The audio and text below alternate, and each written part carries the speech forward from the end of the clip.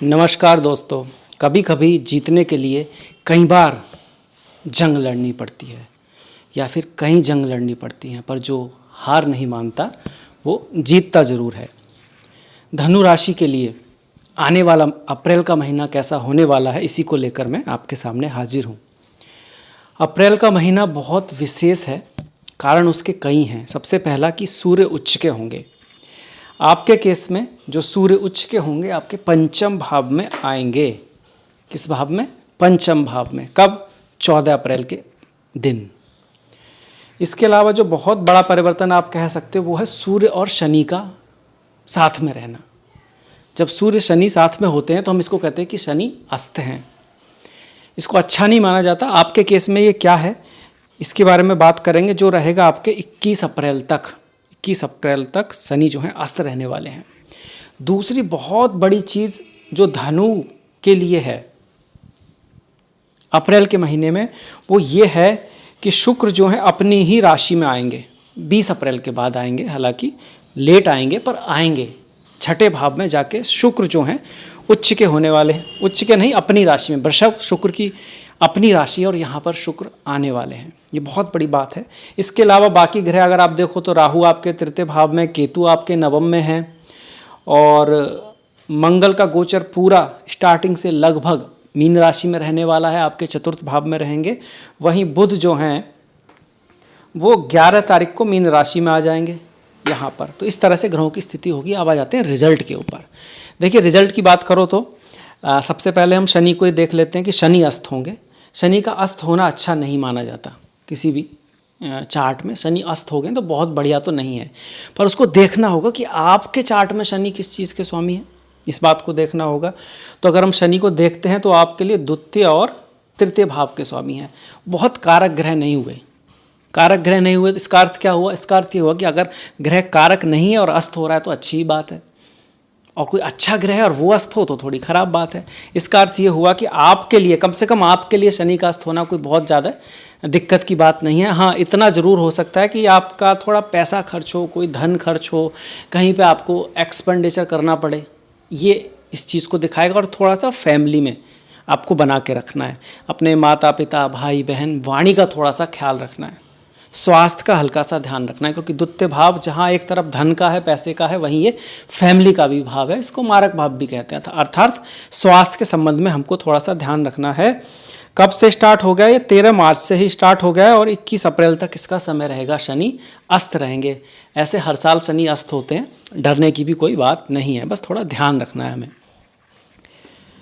धन की कोई, अगर आप ऐसा कोई काम कर रहे हैं जहाँ पर इस बात की इम्पोर्टेंस है कि डॉक्यूमेंट चेक करने हैं, है ना, या कोई ऐसी चीज़ है जहाँ धन को लेकर कोई बड़ा निर्णय लेना है आपको, तो थोड़ा सोच समझ के लेना है, बस इतनी सी बात है।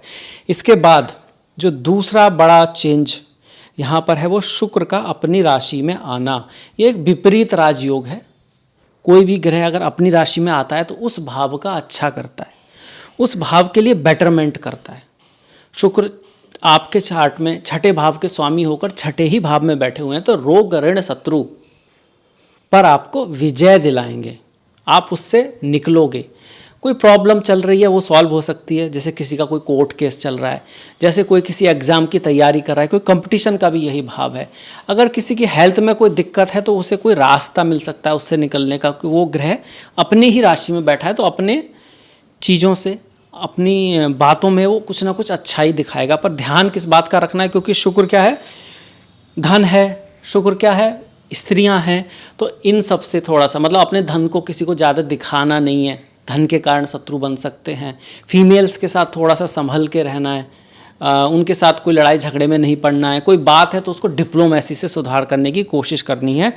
शुक्र का 20 तारीख के बाद धनु राशि के लिए ये रिजल्ट है। पर इससे पहले रहेंगे पंचम भाव में, जो अच्छी बात है। पंचम भाव में जब शुक्र होते हैं तो प्रेम को दिखाते हैं, एजुकेशन को दिखाते हैं, विद्या को दिखाते हैं। अगर आप सिंगल हैं तो ये आपके लिए अच्छी खुशखबरी है। अगर आपके चार्ट में भी कहीं पंचम में है तो ये आपके जीवन में किसी के आने को दिखाते हैं। शुक्र प्रेम के कारक हैं हर चार्ट के लिए। पर आपके चार्ट में ये साथ में 11th हाउस भी है, तो स्टॉक मार्केट से आपको गेन करा सकते हैं। 11th हाउस आपके बड़े भाई बहनों का भी है, तो उनकी वजह से या उनके लिए या उनकी लाइफ में कुछ अच्छा हो सकता है। ये सारी चीज़ें यहाँ पर शुक्र दिखा रहे हैं जब पंचम में है। और जब छठे भाव में है तो बड़ा भाई बहन, बॉस, सीनियर्स, इन सब का कोई रोल हो सकता है आपको रोग ऋण शत्रु से किसी तरह से डील करने में, क्योंकि कहाँ पर है, अपनी राशि के हैं। इसके अलावा आपके पूरे चार्ट को तो देखना ही होगा, वो भी बहुत ज़रूरी है, पर गोचर यही दिखा रहा है। यहाँ पर कितने पॉइंट है अष्टक वर्ग में वो भी आप चेक कर लें।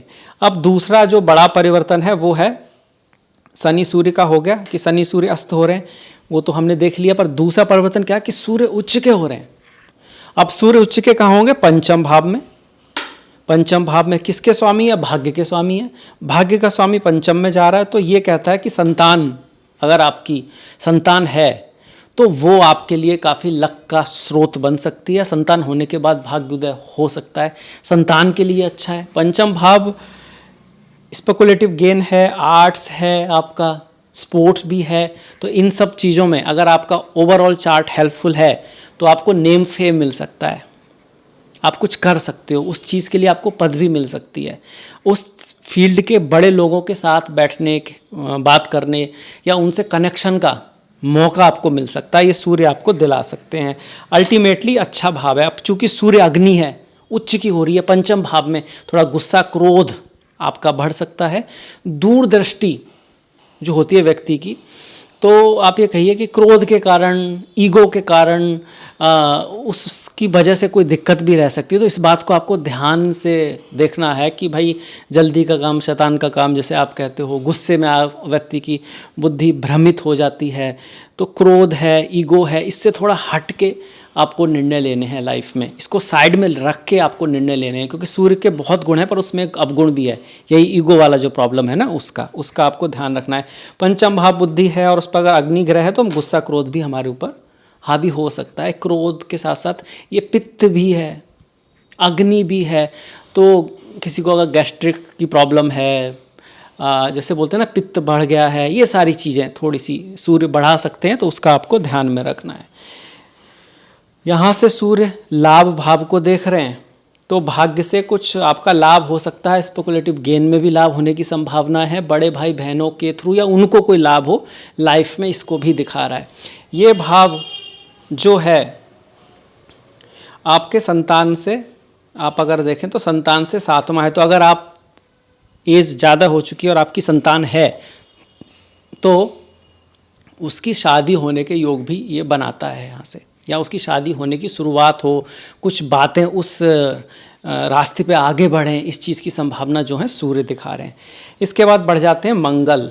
मंगल क्या करेंगे? देखिए मंगल पूरे महीने चौथे भाव में है और पंचम के स्वामी होकर अपने से 12 में बैठे हैं और 12वें भाव का स्वामी होकर आपके चतुर्थ भाव में बैठा है। तो फौरन से कुछ कनेक्शन दिखा रहा है। संतान बाहर जा सकती है, शिक्षा आदि के लिए आपको बाहर जाना पड़ सकता है, प्रेमी प्रेमिका के बीच में कोई दूरी, ट्रैवल, यात्रा हो सकती है, इस चीज़ को दिखा रहा है। कोई फॉरेन चीज़ आपके घर में आ सकती है। विदेश का स्वामी अगर चौथे भाव में आएगा तो मोस्टली आपको अपने जन्म स्थान से दूर जाने की कोशिश करता है, या फिर हम ज़मीन से संबंधित, घर से संबंधित चीज़ों पे कुछ खर्चा कर सकते हैं। माता के ऊपर कोई खर्चा आ सकता है, कुछ आपको पैसा खर्च करना पड़ सकता है, क्योंकि चौथा भाव हमारी माता भी है। मंगल यहाँ से बैठ के गुरु को देखेंगे, दसम भाव को देखेंगे, एकादश भाव को देखेंगे, गुरु को देखेंगे, तो अच्छी बात है, कोई दिक्कत नहीं है। मतलब मैरिज लाइफ के लिए, बिजनेस के लिए महीना कहीं ना कहीं अच्छा ही है, आपको पॉजिटिव रिजल्ट देखने को मिलेंगे। करियर के मामले में थोड़ा सा आपको गुस्से आदि से बच के रहना है और संगत का हल्का सा ध्यान रखना है। आपको अच्छे लोग कम मिलें, इसकी पॉसिबिलिटी है। मंगल जब देखते हैं दसम भाव को महत्वाकांक्षा देते हैं, एनर्जी देते हैं, ऊर्जा देते हैं, पर हमको ऐसे लोग नहीं मिलते जो हमको प्रेरित करें सही काम के लिए। आसपास का जो इन्वायरमेंट होता है उसके लिए थोड़ा सा दिक्कत रहती है, वो सपोर्टिंग नहीं रहता है। तो उसके लिए हमको खुद प्रयास करना होगा कि हम अच्छी चीज़ें देखें, अच्छी बातें सुनें, आसपास की लोग, अगर पॉसिबिलिटी है ऐसे लोग जो अच्छे हैं, कहीं ना कहीं लाइफ में इंस्पायर करने वाले हैं आपको, वो आपके सर्कल में आएँ। आप अच्छी बुक्स पढ़ सकते हैं, अच्छे वीडियो देख सकते हैं, वो आपको ज़रूर ध्यान रखना है। वहीं मंगल की एकादश भाव पर जो दृष्टि है वो किससे? दोस्ती के लिए, फ्रेंडशिप के लिए बढ़िया है। सीनियर से, खासकर फीमेल्स लोगों से, कोई जो सीनियर हैं, आपसे बड़ी हैं, उससे मुलाकात का योग यहाँ पे बनता है, जो आपके लिए हेल्पफुल भी रहेगा। बस आपको क्या करना है, क्योंकि शुक्र क्या है, रोग ऋण शत्रु के भाव में है, तो उनके साथ लड़ाई झगड़े या किसी कन्फ्लिक्ट को प्यार से, प्रेम से, डिप्लोमेसी से सॉल्व करना है, इतना करना है आपको। अब इसके बाद राहु और केतु। राहु केतु की बात करो तो राहु तृतीय भाव में बढ़िया हैं, केतु भी 9th हाउस में अच्छे हैं। राहु जब एक तृतीय भाव में होते हैं तो आपको निडर बनाते हैं, धीरे धीरे वो आपको लड़ना सिखाते हैं, वो आपको आगे बढ़ना सिखाते हैं, वो आपको जीवन में कुछ करने के लिए प्रेरित करते हैं। और केतु जब 9वें भाव में आते हैं तो आपको धर्म का रहस्य समझाते हैं, उसको डीप जाने के लिए आपको कह सकते हो तैयार करते हैं। वो पूजा पाठ को आप सिर्फ एक रिचुअल की तरह नहीं लेते हो, आप उसका एसेंस समझना चाहते हो। पर साथ में केतु यहाँ पर पिता से या पिता के स्वास्थ्य में कोई दिक्कत दे सकते हैं। केतु कई बार यहाँ पर जब 9वें भाव है तो गुरु, टीचर, उनके प्रति एक तरह का बहुत ज़्यादा रेस्पेक्ट का ना होना, या फिर ऐसे गुरु का मिलना जो शायद आपको ना समझ पाए, आपके लिए उतना ज़्यादा हितकारी नहीं है, इसकी पॉसिबिलिटी भी बनाते हैं, तो उसका आपको ध्यान रखना होगा। केतु इन 9th हाउस। गुरु की बात कर लेते हैं। गुरु पंचम में चल रहे हैं, शादी विवाह के योग बनाते हैं, किसी मिलने के योग बनाते हैं, बड़ों और छोटों का सहयोग दिलाते हैं। और इसमें भी 11 मार्च के बाद गुरु कौन हो रहे हैं? मार्गी हो रहे हैं। अब वो मार्गी होंगे तो फिर यहाँ पर भी आएंगे, उसके ऊपर एक वीडियो है, फिर यहाँ पर भी आएंगे। पर फिलहाल अप्रैल के महीने में गुरु मार्गी हैं और 7वें भाव में हैं, तो शादी विवाह, व्यापार, बिजनेस के लिए बहुत बढ़िया है। कुछ ना कुछ चीज़ें आगे बढ़ेंगी। आपका फ्रेंड सर्कल, आपका नेटवर्क सर्कल, आप जिन लोगों को जानते हैं उनमें वृद्धि होने वाली है 100%। आपके जैसे यहाँ पर आया था ना कि धन का स्वामी अस्त हो रहा है, वहीं एकादश भाव का स्वामी पर गुरु की दृष्टि का आना है कि आपका नेटवर्क सर्कल बढ़ेगा। और उस नेटवर्क सर्कल का बढ़ना फ्यूचर में लंबे समय के लिए आपके लिए लाभदायक सिद्ध होगा, क्योंकि शुक्र छोटे ग्रह हैं, छोटी चीज़ें 1 महीने 2 महीने की चीज़ें दिखाते हैं, वहीं गुरु एक बड़े ग्रह हैं और दूर तक होने वाली घटनाओं की जानकारी देते हैं। वहीं ये गुरु आपको भी देख रहे हैं, आपके खुद के भाव को भी देख रहे हैं, लग्न भाव को भी देख रहे हैं, तो आपको कहीं ना कहीं समझ में आएगा 13 मार्च के बाद, क्योंकि मार्गी हो रहे हैं, कि मेरे को क्या करना है, क्या मैं कर सकता हूँ या कर सकती हूँ, क्या मेरे लिए फ्यूचर में सही रहेगा। क्योंकि गुरु दूरदृष्टि है, गुरु ज्ञान है। अगर आपके कुंडली में वास्तव में गुरु अच्छे हैं तो ये चीज़ें आपको और भी क्लियरिटी से समझ में आने वाली हैं। गुरु का गोचर तो अच्छा है ही, ये गुरु का गोचर इस राहु को भी पॉजिटिव कर देगा। जैसे राहु यहाँ पर क्या है, शक्ति दे रहा है, महत्वाकांक्षा दे रहा है, एफर्ट दे रहा है, पराक्रम दे रहा है, पर डायरेक्शन पता नहीं चलने की करना कहाँ है, कैसे करना है, क्या करना है, तो उसमें अब ये गुरु आपकी हेल्प करने वाले हैं। और ऐसा बहुत समय के बाद हो रहा है, क्योंकि पिछले 3-4 महीने से वो क्या चल रहे थे, वक्री चल रहे थे, उल्टे सीधे चल रहे थे, चीज़ें पता नहीं कहाँ जा रही थी। अब उनको रास्ता मिलेगा। तो ये सारे ग्रह हमने देख लिए, गुरु देखा, राहु देखा, सूर्य देखा, मंगल, बुध, शनि और केतु। अब थोड़ी सी तिथियां हैं जो आप नोट कर लें कि चंद्र केतु का योग बन रहा है 26-27 को। उस दिन थोड़ा सा ध्यान रखना है, कोई बहुत बड़ा निर्णय नहीं लेना है, किसी लड़ाई झगड़े में नहीं पड़ना है, थोड़ा सा ऑप्टिमिस्टिक होने की कोशिश करनी है। इसी तरह से 22 और 23 तारीख काफ़ी हद तक अच्छी है। उस दिन कुछ अच्छी घटनाएं हो सकती हैं, कुछ पॉजिटिव इवेंट आपकी लाइफ में हो सकते हैं, और बहुत ज़्यादा इमोशनल नहीं होना है 15, 16 और 17 तारीख को। इसमें से 17 तारीख की जो है अमावस्या भी है। अमावस्या होगी मेष राशि में, पहली राशि में होगी। पहली राशि किसी चीज़ की शुरुआत को बताती है, जीवन में किसी नई चीज़ की शुरुआत हो सकती है, नए रिश्ते की, नई एजुकेशन की, जीवन में कोई बड़ा या महत्वपूर्ण पड़ाव आपके आने वाला है। धनु के लिए, धनु के पंचम भाव में आ रहा है, तो पंचम भाव संतान का भी है। इन एनी केस आपकी संतान है तो उसकी लाइफ में भी कोई अच्छी चीज़, कोई बढ़िया चीज़, कोई नई चीज़ की शुरुआत हो सकती है। अब कोई नई चीज़ की शुरुआत होगी तो किसी पिछली चीज़ की समाप्ति भी होती है। अमावस्या वही है ना कि चंद्रमा पूरी तरह से नहीं रहा, फिर बढ़ेगा, फिर आगे स्टार्ट होगा, नया बनेगा, तो कुछ चीज़ों में बदलाव आना दिखा रहा है, खास करके पंचम भाव से संबंधित।